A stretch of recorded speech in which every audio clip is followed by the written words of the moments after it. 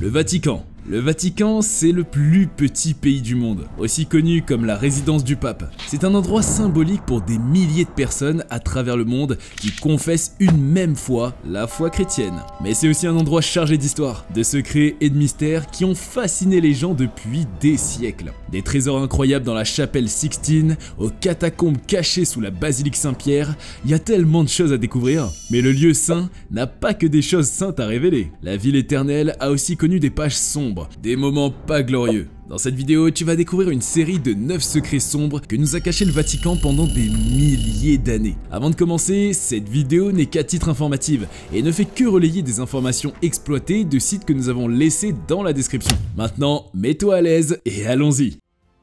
Le Vatican s'est enrichi grâce à l'Holocauste. Le Vatican s'est apparemment beaucoup sali en s'impliquant dans les crimes de la Seconde Guerre mondiale. Il aurait aidé des milliers de nazis à se faufiler en Europe et en prime, il aurait aussi aidé à faire de la contrebande de divers objets appartenant à des familles juives pillées par les fascistes. Le conseiller financier du Vatican à l'époque, un certain Bernardino Nogara, était même soupçonné d'avoir été un espion nazi. Il avait apparemment monté un plan très sombre pour que le Vatican puisse investir de l'argent dans des compagnies d'assurance italiennes qui gardaient les sous des familles juives. On parle bien de familles qui ont pratiquement toutes été décimées. Étant donné que le Vatican investissait mais n'était pas directement l'assureur, il pouvait garder le pactole qu'il avait amassé grâce à ses polices d'assurance des centaines de milliers de juifs morts. Faut dire que ce n'était pas très catholique tout ça. Il faudrait quand même relever que le Vatican était une sorte de nation dans une nation à cette époque. L'Italie, leur grand allié, faisait partie des vilains pendant l'Holocauste, c'est-à-dire l'Axe.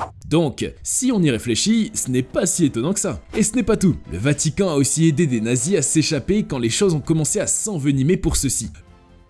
Le Vatican a aidé les nazis à échapper aux puissants alliés pendant la Seconde Guerre mondiale. Bon, après, avec les liens entre Hitler et Mussolini, on comprend pourquoi ça a été possible et comment ça s'est fait. Après la Deuxième Guerre mondiale, quand les nazis allaient être pointés du doigt et accusés de génocide à grande échelle, plein d'entre eux ont filé en Amérique du Sud. Ouais, ils ont filé en Argentine, au Chili et au Brésil. Plusieurs y ont trouvé refuge. Mais tiens-toi bien, pour rentrer là-bas, ils avaient besoin de papiers de voyage. Et devine quoi ? Le Vatican les a aidés à se barrer. Certains disent que le Vatican a fait ça pour raviver le christianisme en Europe, ou parce qu'il craignait que l'Union soviétique prenne trop d'influence sur le continent. De toute façon, le Vatican refuse de confirmer ou d'infirmer ces histoires. Plusieurs théories voudraient qu'il s'agisse d'une affaire de magouille parce que l'homme qui dirigeait l'Italie était pote avec Hitler. Mussolini était ouvertement allié à Hitler. Et comme le disent certains, le pape voulait être dans les petits papiers de Mussolini.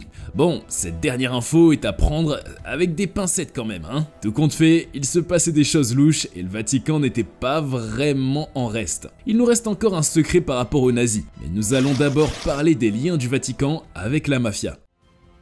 Le Vatican avait des liens avec la mafia. Dans le 3e volet de la saga, Le Parrain, que j'espère que tu connais, sinon faut l'ajouter à ta to-do list, dans ce 3e volet-là, il y a une histoire intrigante qui implique la mafia et le Vatican, et qui conduit malheureusement à la mort du pape. Maintenant, nous n'avons pas suffisamment de preuves pour dire si cela s'est réellement produit, ou si c'était juste une invention du réalisateur. Bon, bien sûr que le cinéma, ce sont a priori des œuvres de fiction, mais pour l'époque, plusieurs réalisations étaient inspirées de faits réels et mémorables. Et pour revenir à la réalité, il s'était produit un événement qui a marqué les esprits le 29 septembre 1978. Le pape Jean-Paul Ier était retrouvé mort dans son lit, seulement un mois après avoir été élu pape. Une situation très similaire à celle du président des États-Unis, William Henry Harrison.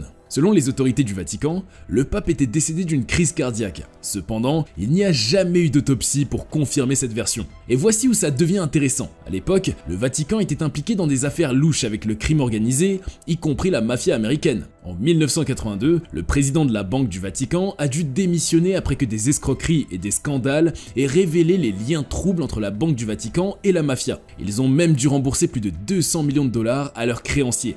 Le père Paul Marcinkus, alors président de la Banque du Vatican, n'a jamais été accusé de quoi que ce soit, mais les gens ont soupçonné qu'il était mêlé à des morts suspectes. Cela inclut la mort du pape Jean-Paul Ier. Évidemment, tout cela reste dans le domaine de la spéculation et du mystère, mais c'est quand même fascinant de penser à ces liens troublants entre le Vatican, la mafia et la mort soudaine d'un pape.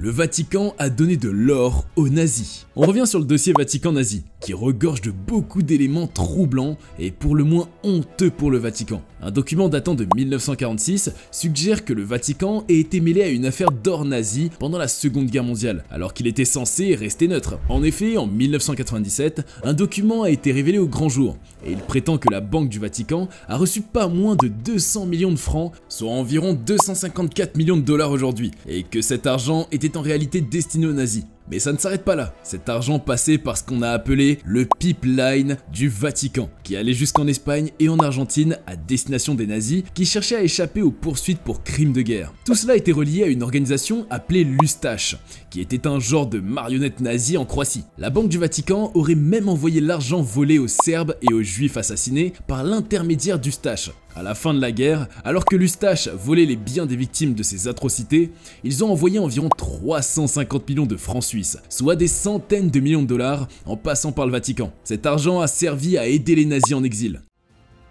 La guerre du pape Grégoire contre les chats. Au XIIIe siècle, plus précisément entre 1227 et 1241, c'était le pape Grégoire IX qui dirigeait. À cette époque, les gens avaient des croyances sur le monde relativement folles. Même le pape avait une obsession délirante. Il pensait que les chats étaient des suppôts de Satan. Non, plutôt des porteurs de Satan. Les pauvres minous étaient considérés comme les messagers du mal. Donc, logiquement, il ne fallait pas leur faire confiance. Et c'est de là qu'est partie la superstition selon laquelle les chats noirs sont porteurs de malheur. De 1233 et 1234, les fidèles de l'église et du pape ont carrément décidé d'éradiquer les chats. Une extermination massive des chats. Certains historiens pensent même que les gens ont tué tellement de chats que cela aurait été à la base de la peste qui s'est propagée à l'époque. Pour eux, Satan a provoqué la peste parce qu'il était furieux que tant de ces chats aient été tués. Pourtant la logique est que, sans les chats, les rats se sont multipliés répandant des puces responsables de la transmission de la peste. Le pape avait ainsi lancé une guerre contre les chats qui finalement se retournera contre les humains eux-mêmes avec beaucoup de sévérité. Mais en dehors de ça, il faut surtout noter que la superstition s'est profondément ancrée dans les mentalités, entraînant une chasse aux sorcières. Les gars ont carrément inventé un nouveau job, chasseurs de sorcières. Les religieux qui voulaient montrer leur dévotion à l'église partaient en chasse et accusaient des malheureuses femmes de pratiquer la sorcellerie. Cette chasse aboutissait à la torture et à la mort de femmes malchanceuses. C'était vraiment dark tout ça. Nous allons maintenant parler des Templiers. Les Templiers et l'Arc d'Alliance. Il y a quelques années, le Vatican a sorti un vieux document hyper secret qu'il gardait caché depuis 700 ans. Le rapport officiel de l'enquête de l'église sur les Templiers au XIVe siècle. En gros, en octobre 1306, ces chevaliers croisés ont été accusés de trucs assez lourds quand même pour l'époque. Idolâtrie, blasphème et hérésie. Cela a conduit à la dissolution de leur ordre. Certains ont fini brûlés, d'autres en tôle, et la plupart ont tout perdu. Mais la vérité, c'est que le rapport du Vatican dit qu'ils n'avaient en réalité rien trouvé de répréhensible dans leur enquête. C'était le pape Clément V lui-même qui les avait accusés d'hérétiques. Le rapport semble montrer que le pape avait des vues sur leurs richesses, des trésors de super grande valeur, qui étaient autrefois dans le temple de Jérusalem, mais qui ont disparu depuis longtemps. Le truc de fou, c'est qu'après les avoir arrêtés, torturés et leur avoir tout pris, le fameux trésor légendaire n'a jamais été retrouvé. Beaucoup d'historiens pensent que c'est du mytho complet, ce trésor des Templiers. C'est bien dommage à quel point l'avidité peut entraîner à faire des choses ignominieuses. Parlons maintenant d'inquisition. L'Inquisition romaine. Je parie que tu as déjà entendu parler de l'Inquisition romaine. Mais à moins que tu aies effectué des recherches poussées sur ça, sais-tu à quel point cette page de l'histoire chrétienne est sombre? L'Inquisition romaine a commencé au XIIIe siècle avec l'objectif de lutter contre l'hérésie et de garder le contrôle religieux. Mais ça a très vite tourné en institution super méchante et violente, avec des persécutions, de la torture et des exécutions en pagaille. Pendant l'Inquisition, les personnes accusées d'hérésie étaient littéralement traquées, jugées et punies. Ces derniers étaient souvent soumis à des interrogatoires brutaux et des tortures horribles, tout ça dans le but d'obtenir des aveux. Le pire, c'est que les accusations étaient souvent floues, basées sur des soupçons ou des ragots, ce qui permettait de condamner des innocents à tour de bras. Les méthodes utilisées pendant l'Inquisition étaient d'une cruauté sans nom. On parle de torture physique, de l'étirement des membres, de bûchers et bien d'autres. Les pauvres gens reconnus coupables étaient souvent condamnés à une mort horrible, par le feu ou la pendaison. Il faut noter que l'Inquisition romaine s'étendait même au-delà de la Rome. Elle était dans plusieurs pays d'Europe, surtout en Espagne et en Italie. L'Inquisition espagnole par exemple est notamment célèbre pour sa brutalité et ses conséquences dévastatrices sur les populations juives et morts. Les péchés du prêtre. Certains péchés seraient trop gros pour être pardonnés par un simple évêque. Les prêtres peuvent absoudre un meurtre, mais il existe 5 péchés bien spécifiques qui, eux, nécessitent l'absolution de la pénitencerie apostolique. Ce tribunal secret, qui se réunit depuis 830 ans, a même tenu une conférence de presse en janvier 2009. Alors voilà, 3 de ces 5 péchés, seuls les prêtres peuvent les commettre. Si tu as un prêtre qui balance les confessions de tes fidèles, un prêtre qui se fait confesser par ses partenaires sexuels, ou un gars qui a directement participé à un avortement et qui veut devenir prêtre, ton cas doit passer devant le tribunal pour recevoir l'absolution. Les 2 autres péchés, n'importe qui peut les faire. Le premier, c'est la profanation de l'Eucharistie. Pour certains, c'est grave, parce que les catholiques croient au fait que le pain et le vin se transforment en corps et en sang du Christ. Y toucher, c'est s'attaquer à Jésus en personne. Et enfin, il y a le péché d'essayer d'assassiner le pape. Ouais, celui-là est assez clair, non? D'abord, t'essayes de tuer un humain, et qui plus est, un représentant religieux. Pour le dernier point, il s'agit plus d'une information cachée que d'un secret en soi, puisque le fait est encore actuel. Alors, le Vatican a le taux de criminalité le plus élevé de tout le pays.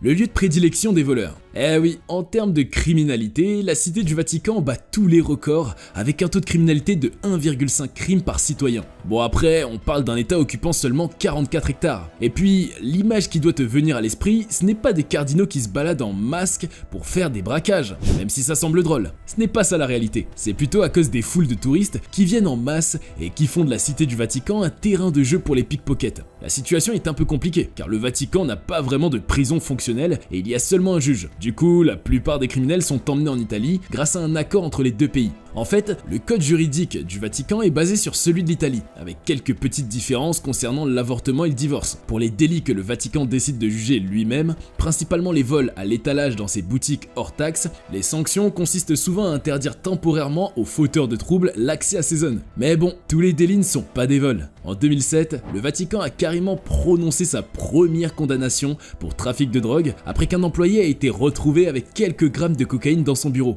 Aujourd'hui, il se pourrait même que le tribunal pénal du Vatican peut juger et condamner les évêques et cardinaux. Et c'est sur cette dernière information que nous finissons cette vidéo que j'espère t'aura apporté quelque chose de nouveau. Pour son âge, il est évident qu'une institution comme l'Église doit cacher de nombreuses casseroles colportées durant son histoire. J'aimerais avant de nous quitter, t'inviter à laisser un petit like et à t'abonner. Surtout, n'oublie pas d'activer la cloche notification pour ne rater aucune des prochaines vidéos. Merci beaucoup et à bientôt sur Cultination.